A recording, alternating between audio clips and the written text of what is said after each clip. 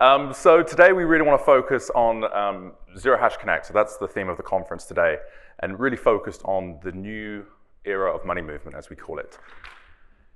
So effectively here, one of the things that we think is fascinating is just placing where stablecoins are today in terms of their adoption. It's pretty extraordinary to think that stablecoins as an asset class, as a means of transfer, is already the equivalent size of Visa in terms of transaction volume.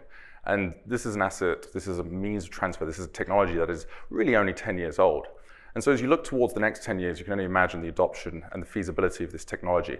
And one of the things that we really want to focus on today is this adoption of stablecoins and how it's leveraged across the world to really solve different challenges and to create new opportunities for different folks as well.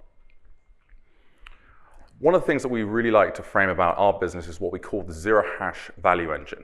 And we think this is the future of the way that value will be transferred. No one piece is a silver bullet. No one piece solves all transaction mechanisms. And so we think of the value engine in three parts. We think of it in terms of crypto, stablecoins, and fiat. And the goal of Zero Hash is to connect these three pillars to one another. So that means stablecoins to, for example, crypto.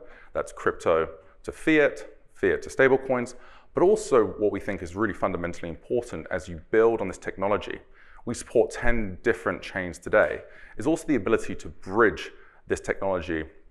So that means, for example, USDC to USDC, USDT to USDT, and bridging that technology because people are building on different blockchains today. So Zero Hash supports, like I mentioned, 10 different chains across a whole host of stablecoins that we support today. And we'll be hearing today from a number of the issuers and how they think about building their assets and adopting this technology. The key thing that Zero Hash handles is the ability to handle the complexity of network fees, or gas, right? So for example, if you're selling USDC on Solana, you need to pay for Solana. And abstracting away that complexity of the network fee in terms of a transaction and allowing a customer to not have to think about this, we think is an incredibly powerful tool. Also, Zero Hash takes on the entire regulatory and technical complexity of the movement of these funds. I think we can all agree that the overhead of regulation and compliance is only going to increase in this space. And so Zero Hash takes on all of that obligation around transaction monitoring and, for example, travel reporting as well.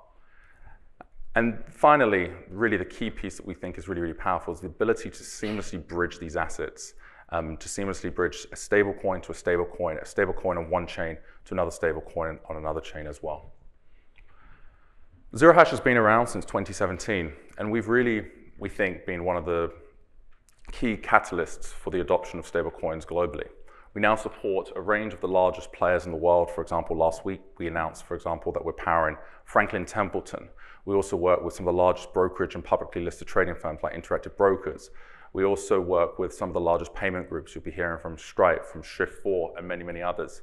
We've processed over $20 billion in transaction volume since founding, and we have close to 4 million end customers that we power each and every day.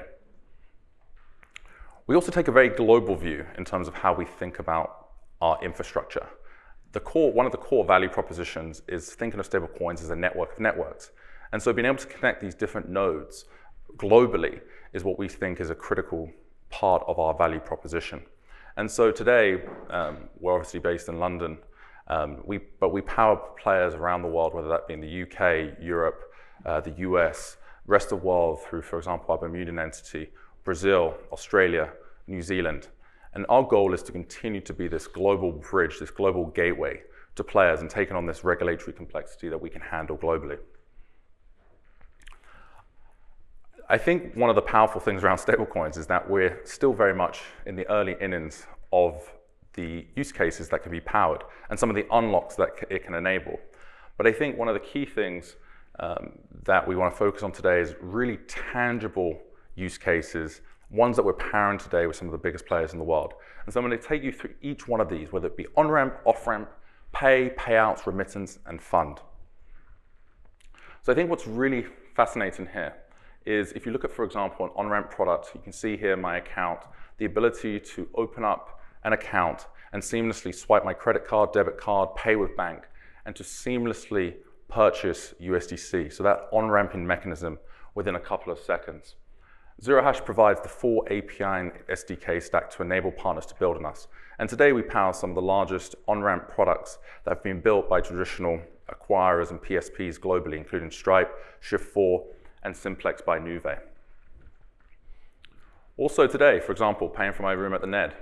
Imagine being able to book with crypto, connecting your Rainbow wallet or any wallet, clicking, accepting, and that payment being done within seconds. That is one of the powers of stablecoins.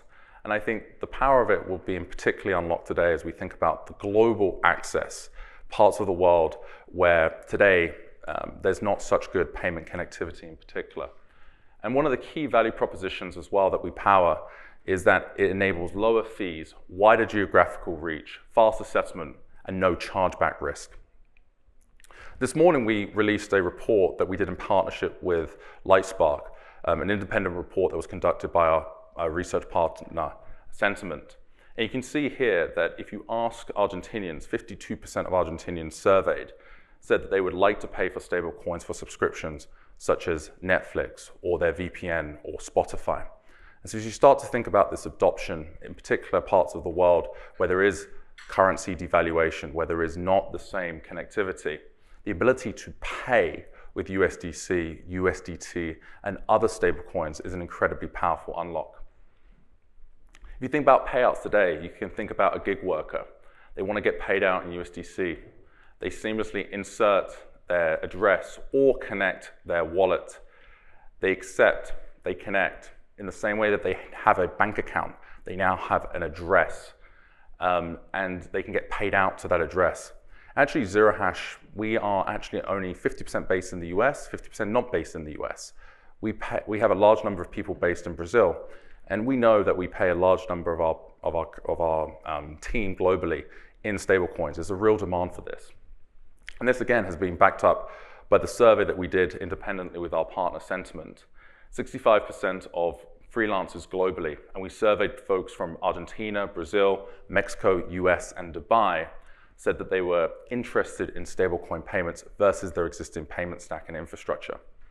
And I think that the core driver of that is in particular cheaper mechanism of transfer, the ability to transfer more immediately, but also as well, if you're in parts of the world where your currency is potentially devalued, the ability to hold a more stable asset is a fundamental unlock. I also think as you think about the way that we think about the world, if you think about the way that we're all paid today, effectively, we're all providing loans to our company. We're typically paid in arrears. Imagine this. Imagine if you could get paid as the payment cost comes down with streaming payments. And that may not matter to folks in this room, but it certainly matters to folks that live on the edge. And the ability to get paid versus once every week or once every 2 weeks or even once a month. And we think that the ability to get paid more cheaply will allow for fundamentally different use cases and actually change the way that we think about payments today. Remittances, so leveraging stables as a remittance mechanism. So you can see here, sending money from the USD in the US to, for example, Brazilian real in Brazil. Both of these mechanisms, there is now an RTP mechanism in the US, RTP, real-time payment method. And then in Brazil, they have one of the most sophisticated real-time methods in PIX. What this allows you to do is the ability to move from a USD bank account in the US to a Brazilian bank account in under a minute. And that's a really, really powerful use case, connecting these two disparate networks that are real-time and providing an overarching layer on top. So one of the things that we really like to think about talking about stablecoins is leveraging stablecoins as the network of networks, powering the ability for two countries to be able to transfer value more quickly. And if you start to think about the value of that, it could, for example, mean that you can pay your friends or your colleagues more quickly. But also if you think about collateral, trading, right? The ability to reduce the amount of capital that has to be locked up in order for settlement to occur today. If you think about what that can do, freeing up capital, we can then invest more, and hopefully these economies can grow and be more interconnected. And this is something that actually will be announced in about 6 to 8 weeks, is actually this exact use case. Brazil, to the US, US to Brazil. And that connectivity with different partners globally is a really, really powerful use case. And then finally, fund with stables. In the US and globally, we're increasingly moving towards an equities platforms settling on a T+1 or even to a T0 settlement. The constraint to this today is actually payments. And so actually BNY Mellon put out a survey recently that just before the May 28th, when the equities world in the US moved to a T+1 settlement, they said that one third of all trades would struggle to settle. What that does is that means that those trades no longer occur, which reduces liquidity in the market. But also if you think about infrastructure globally, if you're here in the UK even, or if you're in different parts of the world, the ability to fund your brokerage account in the US, for example, is incredibly costly, incredibly slow. And so it's not trite, but I'm going to give one example. If you look at the meme stock mania that has started to come back, if you want to trade, you have to wait. That limits the ability and limits the optionality. But one of the products that we've launched with different partners is the ability to fund your account seamlessly with different stablecoins. So for example, here, you're at your brokerage account. You say, let's deposit funds in USDC. Continue, agree to the terms and conditions. You say, I'm going to fund. We present a unique address that is presented out to the customer. USDC is funded, and then USDC is seamlessly converted by Zero Hash into USD, and then seamlessly swept into the brokerage account. And that unlocks a lot of opportunity, a lot of different ability to trade today. Actually, today we're also announcing, for example, that this product is being used by one of the largest tokenization platforms, Republic, who you'll be hearing from today, that is leveraging this fund with USDC mechanism. And you'll hear from them around why funding with USDC is a massive unlock for their global client base for their products. So thinking through how we think about trading, trading has now increasingly got to a 24/7, 365 mechanism, but the payment methods haven't kept up. Stablecoins is one mechanism to be able to unlock this means of transfer and be able to unlock new opportunities for folks around the world.